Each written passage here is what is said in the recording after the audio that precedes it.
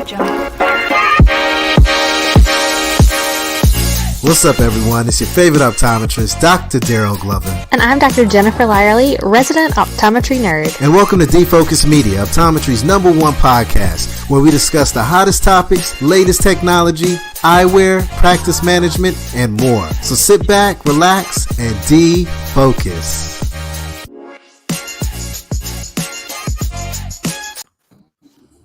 What's up, Jen? How are you doing today?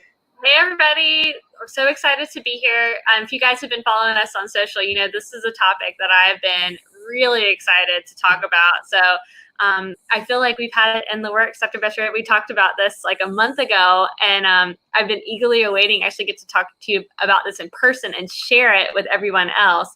So Dr. Besharat has done an amazing job creating a brand new service initiative. And this all came up during COVID while the rest of us were just trying to get our lives in order. She put her time off to good use to actually serve our communities. And the name of the initiative is called In Her Vision. Have you ever done that before where you're like, it's right on the tip of your tongue and just like, right out? The excitement like made a bubble pop in my brain. I'll blame that on parenthood as well.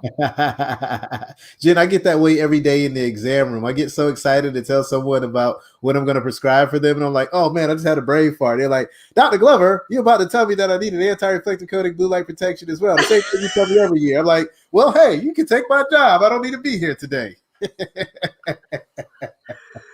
But In Her Vision is an amazing initiative raising awareness about domestic violence and abuse, and then how we can better serve their eye care needs in our community. Because without realizing it, you guys, we're seeing these people in our exam chairs, and a lot of times we're one of the first lines of interaction they might be having, not only to get the care they need for their eyes, but the care they need to improve their entire lives. So we could be that bridge to improving things for the entire family in this situation. And so, Dr. Besharat, I'd love to kind of introduce you and let you share a little bit about yourself, because it's such amazing work that you're doing. Aw, thank you both for having me on your amazing show. This is really exciting. So I have been practicing optometry in the state of North Carolina for 23 years and had gotten to a point in my career where probably after the first 10 years, it started to gnaw at me that there was something else that I really needed to be doing. And I've always really been focused and connected with women's empowerment and really serving, especially girls, young girls, and women in terms of truly finding their voice. And so what I ended up doing, because we are partnered, we are doctors next to lens crafters. And so we have the privilege of participating with one site when it was Gift of Sight, and then it became One Sight. And so I started to do these clinics, and once you do them, they always say, it's like you get the bug. And I finally got the aha moment that, wow, this is really what I personally value about the work that I do. That yes, seeing patients on a day-to-day in the practice is lovely, but really what fulfills my heart and my soul is to really serve communities that really lack access to eye care. And so that was really the kind of, so to speak, the start of the dream is partaking in One Sight. And having done about 12 clinics and having run a clinic as a lead doc, I really got a lot of insight in terms of how to really truly make a mobile eye exam happen. So that was pretty awesome. Well, Jen, one thing that I just want to bring to the table, ever since we first met, we actually sit together on the North Carolina Optometric Society Diversity and Inclusion Committee, and just the conversation, dialogue within that committee, and just you can just tell someone's heart is genuine and just pure, just the conversation and the dialogue that takes place. And since day one, I've always experienced that. And I didn't even know that we were going to have this interview today. And I'm sitting on a committee with you, and I'm talking to Jen, and I'm just like, I know who that is. And she's like, yeah, you guys are the same committee. So I am super excited today. As I mentioned earlier, prior to this show even starting, I'm a student today. I have my pen, my paper. I want to be educated. I want the world to know about the amazing things that you're doing. And we want to learn more about this foundation and organization that you have going on as well. So I just want to thank you from the Absolutely. bottom of my heart for everything that you do. Whether it's for optometry in North Carolina, because we're all North Carolina optometrists and we love our profession and we know it's a legislative profession and we know we want to make it greater or better. Yes. We want to increase diversity, but we also want to keep our patients number one and give them the best care. And let's Absolutely. talk about it today. Let's dive deep into it. So for me, as you had hinted at, Jen, COVID was truly a wonderful time, unfortunately, and yet fortunately, for me to spend some time. I think for a lot of us, we were home, and because the business was closed, I had a lot of time to spend figuring out what did I want the arc of my career to look like at this point of my life, because like I said, it just was not working out doing the 9 to 5, 5 days a week. And I am the clinical director of our 6 practices. And so that was very lovely and challenging.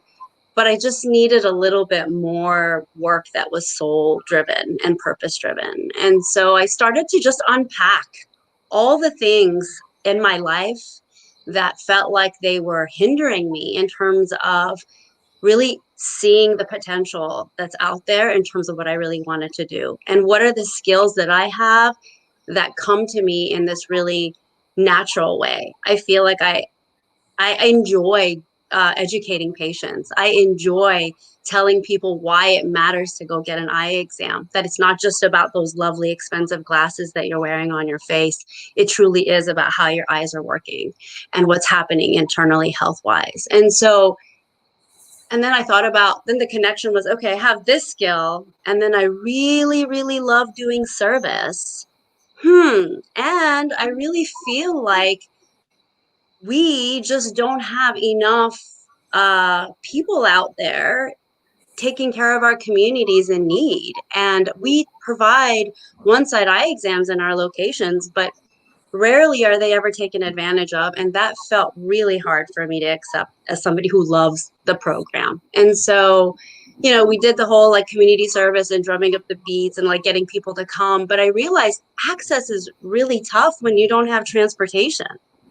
So then I started to think about, wow, well, why not create a mobile eye exam? Like, I know how that works. I've done a clinic, I've attended 12, I've participated as a doc. I kind of know how it works. Why can't I do that? And so that's how In Her Vision was born. I literally spent COVID coming up with like a plan and really kind of got in touch with Dr. Rubel from our AOA, which is very lovely, and got to talk to her, and she was so jazzed. I was like, wow, okay, this is really a good idea. And then I talked to Dr. Rafferty for an hour, and I had his complete yes, this is wonderful. You're going to do comprehensive eye exams. You don't want to just do screenings. I'm like, nope, I don't want to do screenings. I don't think that that's where it's at. I think when we're talking about underserved communities who can't come and get an eye exam, we have to take our eye exams to them. So that's where we are. And so we are gearing up for that. And I hope everything falls into place and our funding comes in and we're able to access all the equipment that we need that's mobile and portable and get that going end of October, beginning November. How did this particular community speak to you as is there a personal story or something that made you want to get involved specifically? Absolutely. Absolutely. So I identify as a queer woman of color, and for me, as a immigrant to the United States, we did not have a very comfortable life. And I would have to say that I experienced poverty and sometimes uncertainty about home. And having experienced that, and also not having the access as a kid to have an eye exam and not being able to see in the 3rd grade was really tough. And so this all are formative pieces in one's life. And so for me, what speaks to me is the homeless population. It is the underrepresented communities. It is the homeless LGBTQ and gender non-binary youth. So all of these people out there are being served, hopefully, by various nonprofits in our community. And there are multiple ones that I've basically connected with. And so we're working together in terms of trying to put together client lists or patient lists and determine dates so that we can get into those nonprofits and start doing these mobile eye exams, obviously with COVID safety guidelines in place, because that is pertinent. That's not going to go away. We have to deal with that and be safe taking care of everybody, and us be safe doing these exams. So. Well, I know the story. It's one thing, and a lot of people will, have the passion for serving, right? And then they have an idea like, I want to serve my community. But then it's really hard for it to go from idea and passion to actual, like, fulfilled project. And that's a path that I know has been a lot of hard work for you. So could you share a little bit about what you had to do to actually make this an up and running, real, true initiative that is serving patients? That's such a good question. It's, when something is a labor of love, when you are nurturing, and I'm going to make this analogy, I think that you might both understand. I'm a mother of a 20-year-old, so I've had a child, so I know what it's like to nurture a baby in your womb. It's almost like nurturing a baby that you love, that is your soul's work. And so you give it time, you are patient with it. And I know it sounds very like broad, but literally there would be times when I would be in this I gotta go do this, I gotta go do that to get everything done. And it became overwhelming. And so I had to tell myself to stop, that if it starts to feel like a chore, I've lost my vision, that I need to always remember why I'm doing this. And so that has to come from a really centered space for me. And so I took one piece at a time, and I literally would spend a week and focus on 3 elements. And then I would spend another week and spend, time on 1 or 2 elements. So I really had to start from scratch. Like, I reached out to the nonprofits, and made connections there. And so it was helpful because we had already established a connection with Families Moving Forward in downtown Durham, which is a family's homeless shelter. And so I got in touch with them and let them know that this is what I wanted to do. Having been an immigrant, I got in touch with the Refugee Resettlement Services, and they're called Church World Services, and they're lovely. And so kind of got in touch with them to try to see their clients, and have reached out to Interact, which is the Raleigh women's shelter. And that really speaks to me because that I think that if we're awake and if we're paying attention, the statistics don't lie. And if you're honest and truthful, that there are people that in your life that potentially have suffered some sort of domestic abuse. And so that really speaks a lot to me. And so therefore, reaching out to shelters that really help women was very, very important. So I just did that and made those connections first. And honestly, right now I'm at the phase where I am trying to really do the fundraising element of it, right? And start to purchase the equipment. And I'm so excited that we've actually been able to purchase like 2 pieces of equipment. I'm ready to roll. And and it's exciting. And I have to say that I've had a really lovely support from the Eye Center Doctors of Optometry, Dr. Nahid Kassam. He has been 100% on board. I'm like, can I borrow the BIO? Can I borrow the, ophthalmoscope? I mean, and it's been like, sure. So it's just really great knowing that I also have that resource as well. Like, I don't have to purchase all the equipment at one time. So little bits and pieces come together to fit the puzzle. This is just fantastic work. And, I wanted to circle back on something that you touched on earlier, finding your reason why.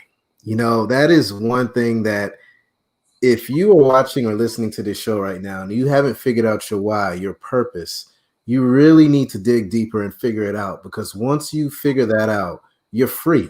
You are free in life, and you can do whatever you want, and you can impact so many lives. But finding it can be a little difficult, and you can find that at any age. Some of us younger, some of us older, but once you figure it out, you can really change your life, but also change everyone around you as well. And just looking at you and just, again, having dialogue with you in the past, just, I know you found your why a long time ago, and you're really changing the game for us. And we greatly appreciate all the work that you're doing. While we have you here today, I would love to just dive a little deeper into, when patients come into the exam room and there may have been some type of domestic violence or some type of issue on a home front. What are some signs that we should look for, and how should we treat that situation? Because if it's, just from a man's standpoint, it's a difficult conversation to have. It's like, inside you may look at someone and you may feel like something is going on, but at the same time, today's society, you don't want to say too much, because you feel like then, I don't know, you might get sued or something, or they may blast you on social media for something, or they may just say, no, what is wrong with you? Why are you asking me a question like that? So it's like, where is that ground where doctors can feel safe to ask a question, but also what are some of the signs that we're looking for as well? Absolutely. I think that's a wonderful question. It's funny because Jen and I were having this conversation, because I know that there's something that she's experienced in terms of her internship period of time that really still bugs her. And I think that as doctors, what's important for us to always remember is that we can't put our humanity aside. So it has to start from recognizing that when you see somebody who looks like potentially they have suffered some harm,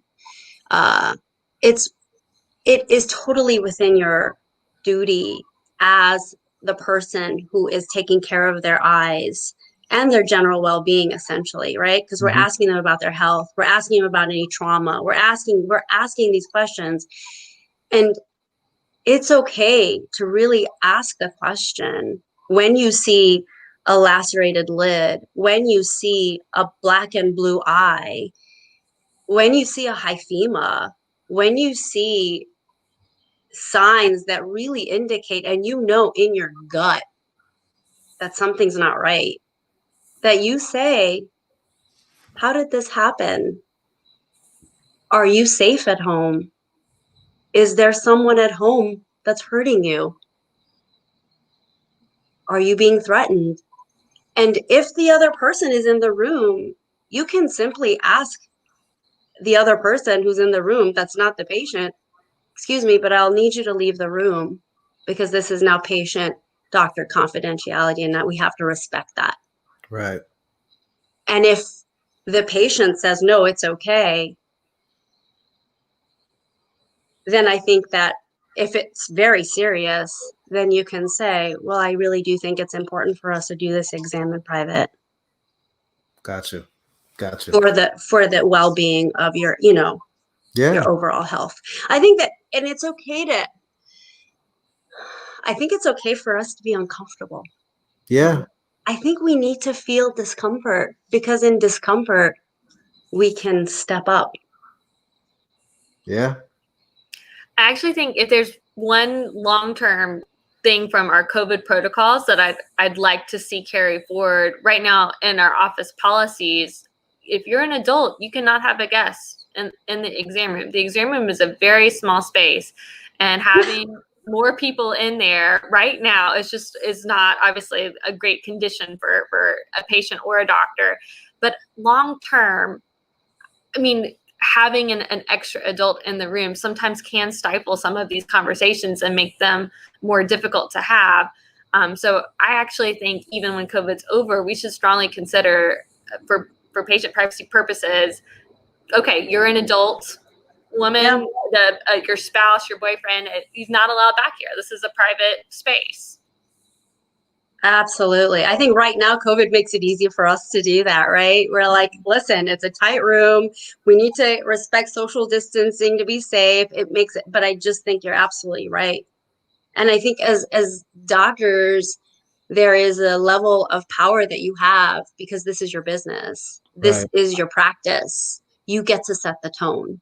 And I think that if you said it with respect and you said it with compassion, it doesn't look odd, right? It's when you're uncomfortable and you can't face that discomfort that things get really weird, right? Yeah. So when you have these situations that actually take place in the office, and the patient has opened up to you because you've created that intimate relationship and that connection, what's the next step? I mean, who do you contact? Mm-hmm. Is there a resource of maybe a hotline for someone to speak to, or do you call the Yes. authorities? I mean, like, what's the next step that you basically take? Well, you absolutely can't call the authorities if they're an adult. You have to let them do that. But you can give them the number for the National Domestic Violence Hotline. You can look that up right in your exam room. I'm sure we all have the ability to do that, whether it's on our phones or on the computers that we're using for the electronic health record. I know that Social Services Department of Health and Human Services in our state has social services that really focuses on this. There's an initiative actually in North Carolina to really address domestic violence. So there are many, many different resources and many different ways that we as the physician in the room can help that patient understand that they have options. So I just pretty much start with literally, those questions. And then if the answer is no, I'm not safe, then, how about I give you some resources? And I want you to know that, in fact, if you all have ever done this, I really encourage you to do this, is to go to some of these domestic violence websites and see, like, in fact, Interact. It immediately will give you like a little pop-up that says, if you are not safe and you think that this is going to be watched, you can exit out of this right away. So that there's a way that they're really mindful and aware that harm can come to these people when they are looking for help. The other question, actually, that's really important that just came to mind as well is there a weapon in the home? Because something like 50 to 60% of homicides are done from this sort of scenario of domestic violence. Mm.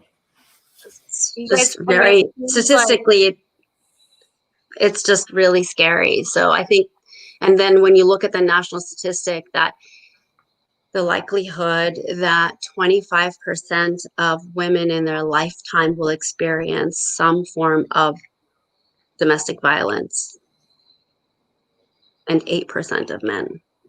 That statistic is just crazy.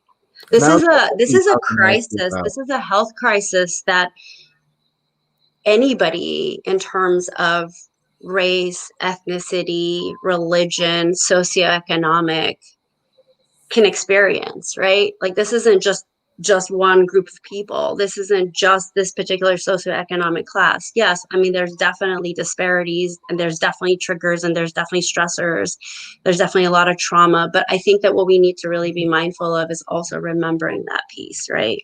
Because I'll have to tell you all, I had the most eye-opening experience as an optometrist. Is I had a patient in my chair who was in her late 60s and dressed very designer clothing, very designer, like everything was so well put together. She's very highly educated, PhD, and she came in with signs of trauma. And she opened up when I asked her what happened. Mm. And I was shocked, and yet not shocked. It's kind of like, wow, okay, so just because somebody looks a certain way doesn't mean they're not at risk, and vice versa. So I think we need to be.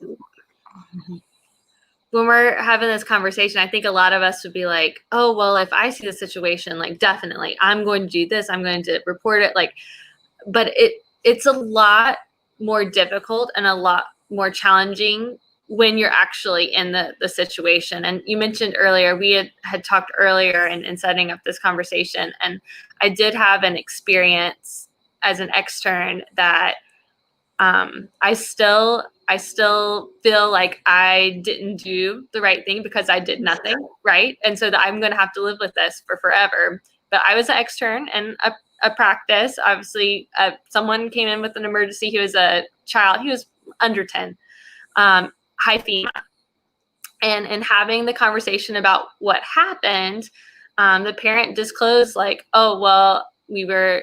He was getting disciplined with the belt and we hit him in the face by mistake with the buckle.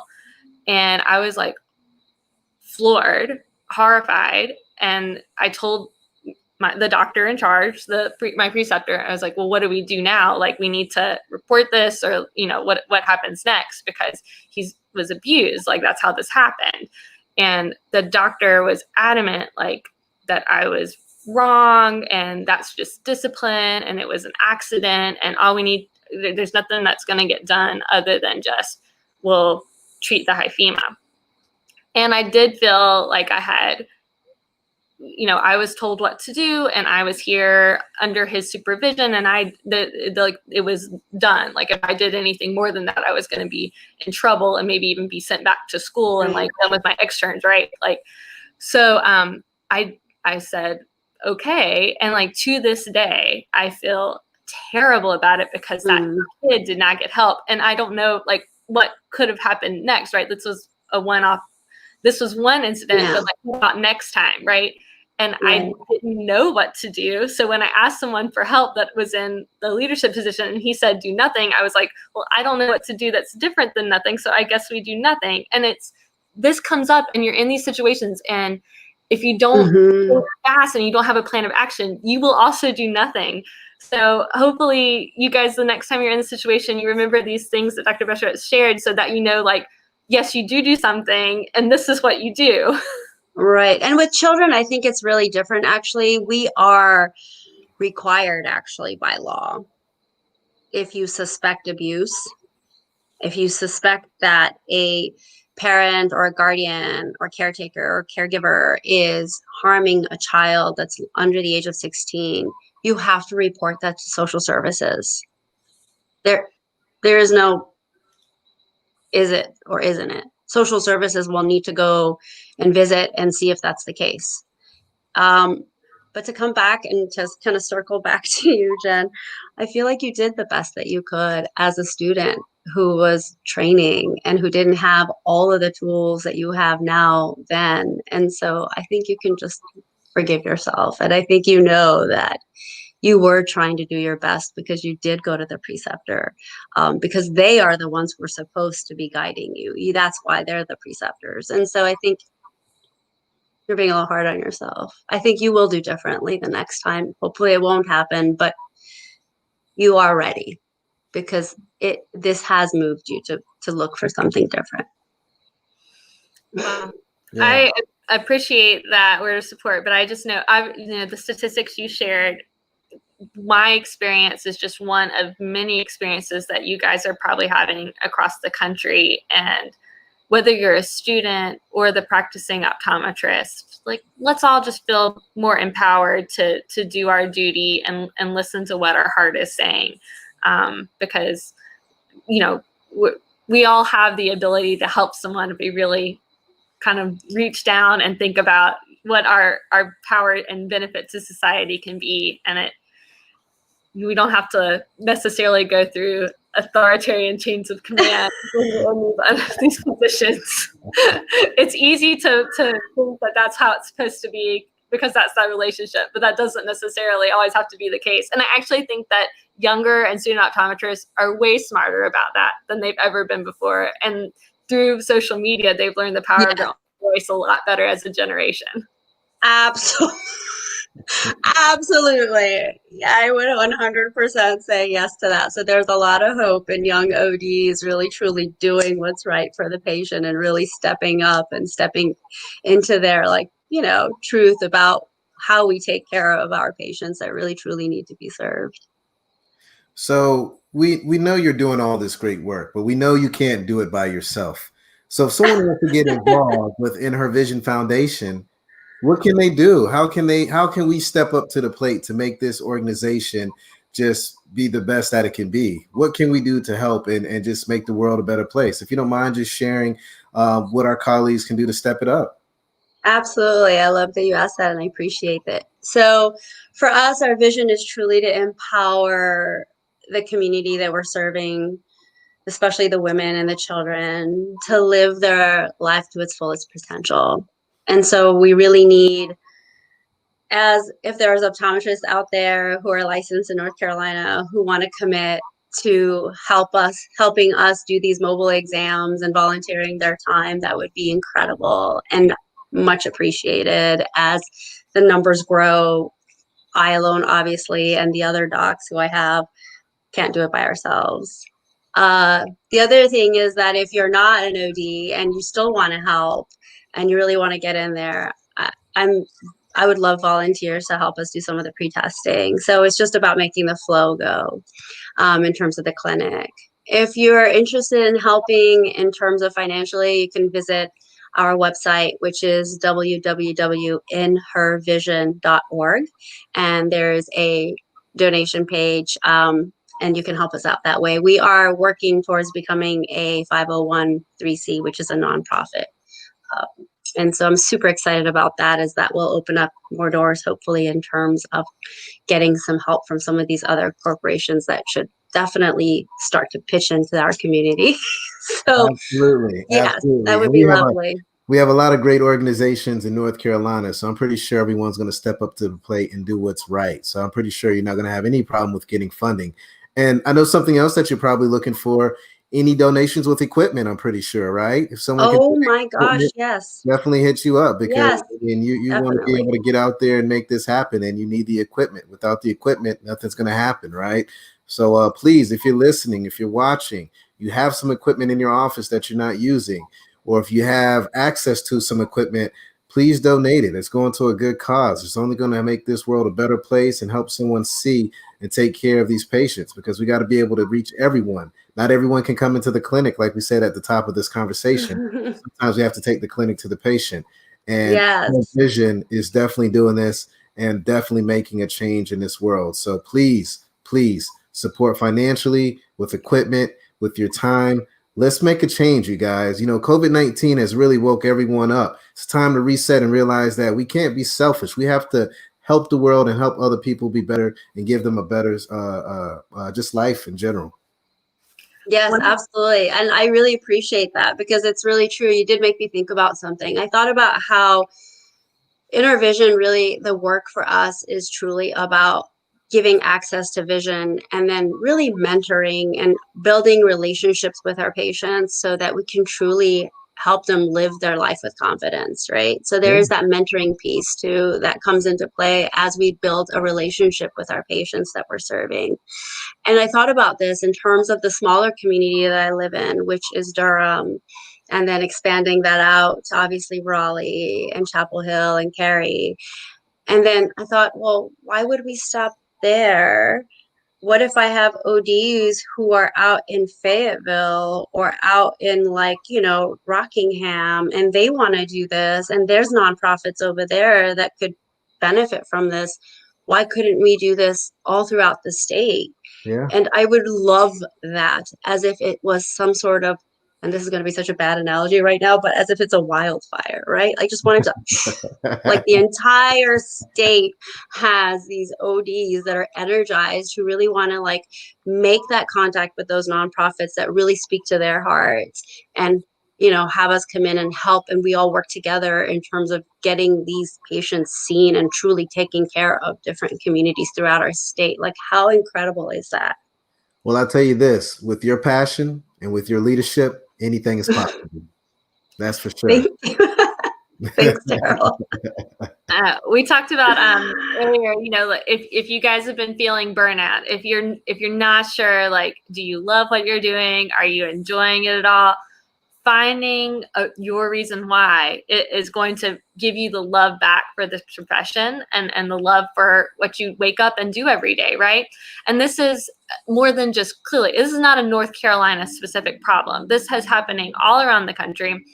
And if you're inspired by the conversation that we're having this evening, I mean, Dr. Besharat is so available, such a great resource. to help answer questions on getting this going in your own states, in your own communities, in your own backyards. This can be a wildfire that's going, around the world. All over. Because this is happening in everywhere, every community. It is not a local issue that's just happening here. So we need the support of, all our days across the country and our friends in Canada that are listening. So we appreciate everything that you are doing to make your communities better. Absolutely. It's, people say, how can I alone make a difference? But you're not alone. You'll be so impressed by the level of support and people that come to you when you truly are doing something, like you said, Daryl, that's really, truly purpose driven. It's like a magnet, and it's pretty incredible. Well, for those that want to reach out to you, we know the website, but if there's a direct contact information as far as an email or social media handle, we'll love to get that information out so folks can follow you and send you messages and see how they can be more active with your organization. Absolutely. So we are on Instagram as In Her Vision, and I can be reached at Mojgan, Mojgan, at inhervision.org. And that's my email, and you can send me an email. And if you're interested in whatever we've talked about tonight and you want to hear more or discuss more, please shoot me an email. I'm very open to having conversations.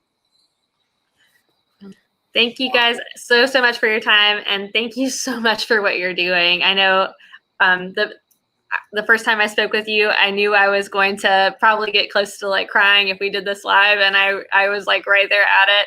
So thank you guys for listening to this great conversation, and I know if it inspired both of us this much, it's inspiring you as well. So go out there and do good work tomorrow, guys.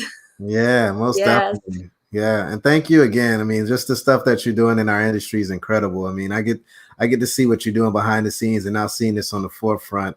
I just feel like I need to be doing more myself, but we greatly appreciate everything that you're doing. Keep up the good work. Everyone, thank you dearly for tuning in this evening. It's your favorite optometrist, Dr. Daryl Glover, and my favorite opto nerd, Dr. Jennifer Lyerly. And thank you for hanging out with us this evening, and we look forward to hanging out with you guys on the next episode. You guys have a great one. Stay healthy, stay positive, and stay blessed. Peace. Thank you. Good night.